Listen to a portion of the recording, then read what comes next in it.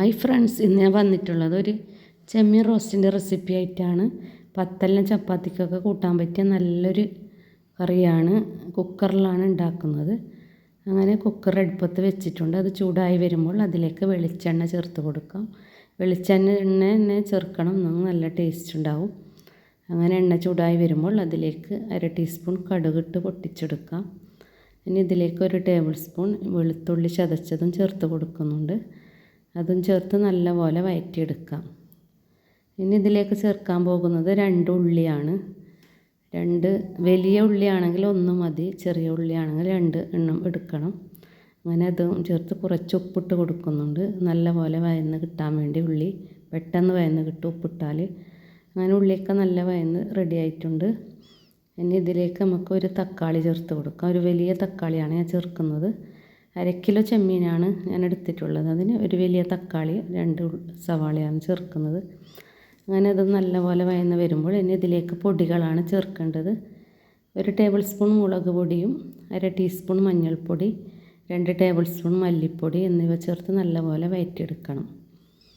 അങ്ങനെ വഴന്ന് വരുമ്പോൾ അതിലേക്ക് കുരുമുളക് പൊടി, ഗരം മസാല ഒക്കെ ചേർത്ത് കൊടുക്കണം. 2 ടേബിൾ സ്പൂൺ കുരുമുളക് പൊടിയും 1/2 ടീസ്പൂൺ ഗരം മസാലയാണ് ചേർക്കുന്നത്. അത് ചേർത്ത് നല്ലപോലെ വഴറ്റിയെടുക്കാം. ഇനി ഇതിലേക്ക് കഴുകി വൃത്തിയാക്കി വെച്ച ചെമ്മീൻ ഇട്ട് കൊടുക്കാം.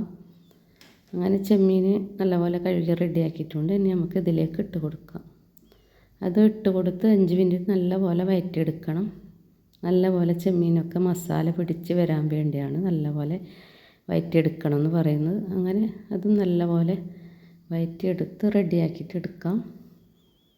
ഇനി നമുക്ക് ഇതിലേക്ക് കുറച്ച് ഉപ്പ് കുറവുണ്ട്, ഉപ്പിട്ട് കൊടുക്കുന്നുണ്ട്. നല്ലപോലെ വഴറ്റിയതിന് ശേഷം ഇതുപോലെ കുറച്ച് സമയം 5 മിനിറ്റ് വരെ തന്നെ വഴറ്റിയെടുക്കണം. ഇതിലേക്ക് കുറച്ച് ഉപ്പിൻ്റെ കുറവുണ്ട്, അതുകൊണ്ട് കുറച്ച് ഉപ്പ് ചേർക്കുന്നുണ്ട്. നല്ലപോലെ വഴറ്റിയെടുത്ത് ഇനി ഇതിലേക്ക് 1/2 ഗ്ലാസ് വെള്ളം ചേർക്കുന്നുണ്ട്. ചെമ്മീൻ വെന്ത് വരുമ്പോൾ വെള്ളമൊക്കെ വരും.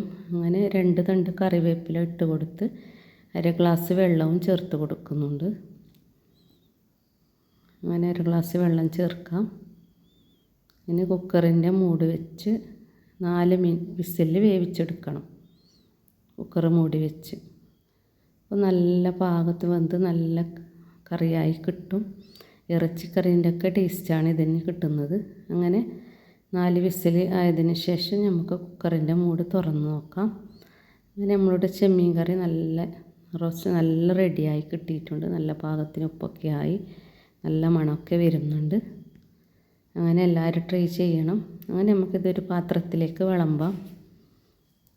അങ്ങനെ ഇത് പാത്രത്തിലേക്ക് വിളമ്പുന്നുണ്ട്. അങ്ങനെ എൻ്റെ ഈ വീഡിയോ ഇഷ്ടപ്പെട്ടാൽ ലൈക്ക് ചെയ്യുക, ഷെയർ ചെയ്യുക, സബ്സ്ക്രൈബ് ചെയ്യുക. ചെയ്യാത്തവരുണ്ടെങ്കിൽ ചെയ്യണം. വീഡിയോ കണ്ട് ഇഷ്ടപ്പെട്ടാൽ ഫീഡ്ബാക്ക് അറിയിക്കണം. അങ്ങനെ ഇതൊരു പാത്രത്തിലേക്ക് വിളമ്പി നമുക്ക് റെഡിയാക്കി കഴിച്ച് നോക്കാം. അങ്ങനെ ഇഷ്ടപ്പെട്ടാൽ ലൈക്ക് ചെയ്യണം. Thank you.